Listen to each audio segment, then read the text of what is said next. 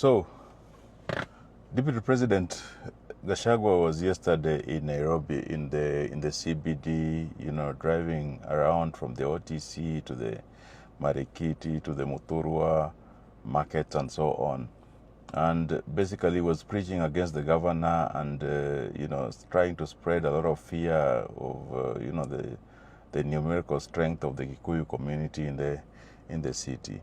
I expect, just as the way he has confessed himself to be a villager, I don't expect anything different from Gachagua. But it surprises me a lot that Kenya has a myriad of problems. But what the deputy president in the country can wake up to is to go and preach and say that he is being targeted, as an individual.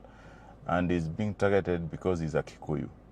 And for him not to be targeted, despite not giving any benefit to the individual Kikuyus in the city or elsewhere, he wants to be protected and to be called the real kingpin of the mountain, king yani mfalme wa Murima.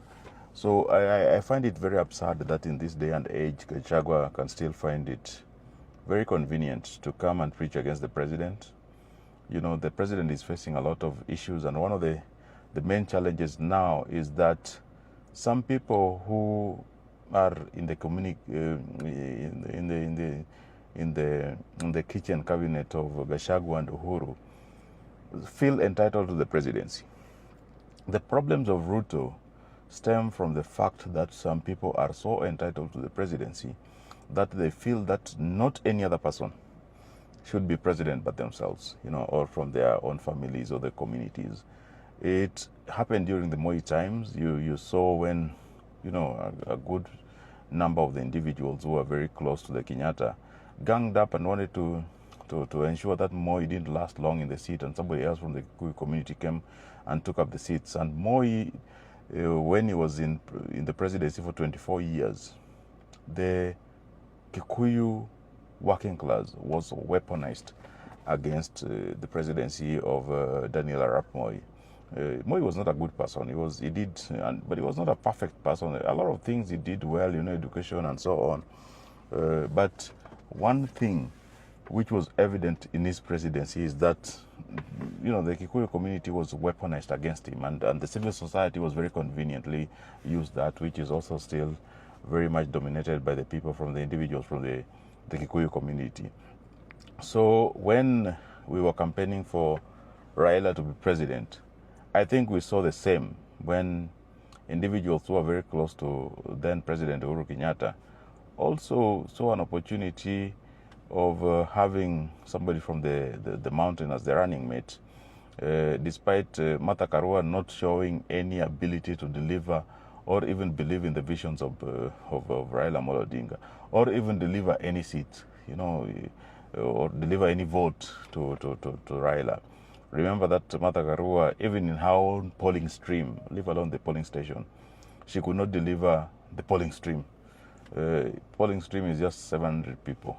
I wonder why she could not even put up much effort to convince people who vote with her in the same stream to vote for Raila Odinga. So I believe that if Raila became president, just as we wished, I believe that he would be dead now. I believe that he would have been poisoned. I believe that Martha Karua would be president now. I think that the schemes against President Ruto is not because he is the worst president we have seen. Ruto is not the worst president. People are trying to portray him so, and I wonder why his political supporters are not coming out to state this clearly. You saw President Moi, when he became president, within 2-3 years, he was very unpopular. In fact, people really supported the coup against him. He was very unpopular because of the propaganda from the influential Kikuyu leaders, and also then the working class were weaponized to fight his regime. When Kibaki became president, and because of the National Rainbow Coalition agreement, it became so unpopular within 2 years that he lost a referendum in 2005. He lost a referendum in 2005 and eventually lost the election of 2007. And he had to kill thousands to stay in power. He had to kill so many people. And then you never had Kabando making noise about the misrules, you know, the authoritarianism, the kidnappings, the murders. Even when Bai died, Bai was murdered.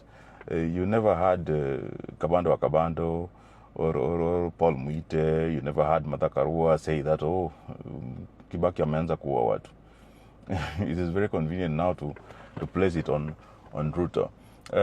When Uhuru became president, by the end of 2015, he was very unpopular. He was very unpopular. In fact, when people got to 2017, remember he lost the election, and the Supreme Court was very clear that kulikuwa na shida.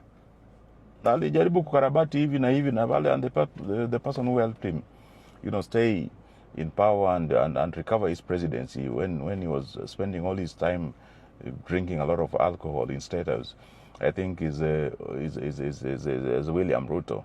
And eventually he became president again, and he had to look for Baba. He looked for Baba, despite Baba decided to stay back. But he looked for Baba, sat down, he convinced him. I think is the biggest conversation he had. I don't know what he promised him, but he saw a chance to get back to the presidency in 2022 through the back door, and by having his chosen person, who was not Baba. Baba was not Uru's. Baba was his tool to get the presidency, but Baba was not Uru's preferred president. So sometimes we get it wrong that we think Baba is the person who would love to be president. Uru saw Baba as the quickest opportunity to become president, to get the presidency back to the Kikuyu community again. And so he despite not even doing anything meaningful, despite not being disciplined enough to use the state resources to support Baba, he eventually, you know, from 2018 to 2022, Baba showed him how to make an impactful leadership, and eventually, you know, the expressway, rehabilitating the Kisumu-Nairobi railway line, you know, the few projects, the Kenol Muranga, you know, road, and so on. You can trace them back to Raila Odinga, who made, you know, got down to business and ensured that the president was going to leave an impact, despite not giving Baba even a single position in his government, and despite knowing very well that he was not campaigning for Baba to be president, but for at least to entrench the domination by the Kikuyu community. So I find it very absurd that somebody can wake up and say that Ruto is the worst president, you know, Ruto did this and that. Ruto has not killed even 1/10 of the number of people Uhuru Kenyatta and Kibaki killed, or any individual president of them. At some point, there was a time Uhuru, I think, killed enough Muslim clerics in this country to even warrant an outcry. At some point, you know, there was a reason behind those killings, but he kidnapped. A lot of kidnappings happened. A lot of, you know, extrajudicial killings. The rivers, you know, Yala, you know, all the rivers, you know, Tana River, the river, were full of bodies. You'd see 10, 12, 15 bodies. I didn't see the Kenya Human Rights Commission. I didn't see all these Amnesty International. These people didn't come out. They came out. When they came out, it was just for PR. They didn't come out to strongly condemn President Uhuru because they are dominated by people from the community of President Uhuru then. You know, the killings, Uhuru, when he became president, they were dealing with the issues of the Hague. And a good number of people were hunted, killed, some of them shot, some of them, you know, killed by strangulation, and so on. So when people claim that Ruto is the worst president, I think we are missing the point here. The point is, let President Ruto, you know, for the stability of the country, he might not be my preferred candidate, but for the stability of the country, you need to realize that we need at least sometimes to be loyal to the flag. We need not to be loyal to the ethnic ideologies. We need to be loyal to the flag, and the flag sometimes is very important that we keep focus on the law. So the law says that he has the mandate up to 2027. Why don't we let it be so? Why don't we give him time? Why don't we ensure that, he implements his policy, keeping him in check, ensuring that they implement them legally is okay. But when Kabando and all these ethnic chauvinists wake up every day, when Gachagua wakes up and tells you that, now he's being targeted, when Gakuya, just because he wants to be governor, despite showing that he doesn't have any competency to become a serious governor, is telling you that, unajua, sasa watu wa Murima lazima wachukuliwe serious. Let's get serious. And Nairobi cannot remain behind that wakulima market, the way it is filthy, the way food is being mishandled in that place, the way if you get into Wakulima market today, you will not eat the food which comes from that place. There has to be order. We have built very good markets, but why is everybody turning the roadside to be the biggest market? Why is every street, just because, you can mobilize your ethnic communities to come and demonstrate against the governor or somebody or the political leaders in town, does not mean that we need to have disorder. Why should we have disorder? Nairobi needs to be smart. Nairobi needs to be organized. The traders needs uniform. The traders, every trader who is selling food stuff in this city needs to be registered. We need to trace the food we are eating, consuming. Can we trace it from farm to fork? Can we ensure that we color code all the traders, the people dealing with meat, the people dealing with vegetables, and so on? We ensure that, when we see somebody in green, we know, and they have a name and a number, name on one side and a number on the other side.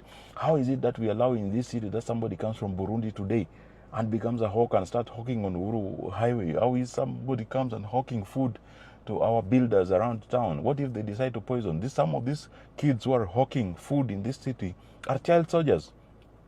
Former child soldiers in their own in Burundi and DRC, where they majorly come from. How is it that all the brothels now in Kilimani and so on are dominated by people from Rwanda, hunting Rwandese who are criticizing Kagame and strangling them? Why do we allow that? Why do we allow this kind of chaos in the city? Why don't we have a city of order and dignity? A city of order and dignity must and should be possible. In this country now, we have a working population of 18 million. Out of those 18 million, only 3 million are in formal employment.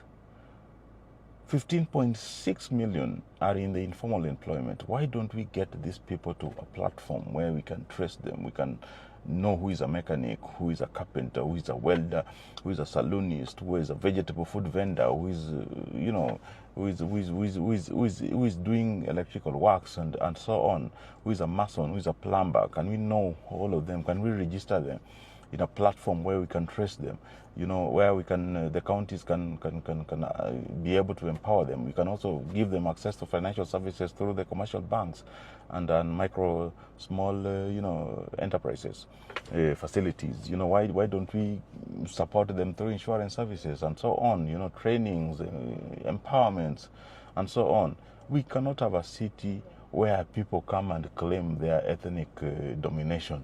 We cannot have a city where the second most powerful person in the country is parroting how their community needs to be in charge of this and that. It is very unfortunate. When I see the staff of the county, when I see the fellow elected leaders in the county, I don't see their ethnicities. I see, wonderful young men and women who are just willing to serve this country. I've seen staff who, before I got into the city, I thought that they were not up to the task, but I've engaged them, I've seen them perform, I've seen them do better. I've seen business people who are getting disappointed by even people from their own ethnic communities. It doesn't matter where you come from. It doesn't matter whether you are Indian, whether you are Arab or you are Muslim, you are Christian, you are Hindu, you are Kikuyu, you are Luo, you are Luya, and so on. It just matters that you have to be a dignified human being, earning your living in the most humane way and in a legal way.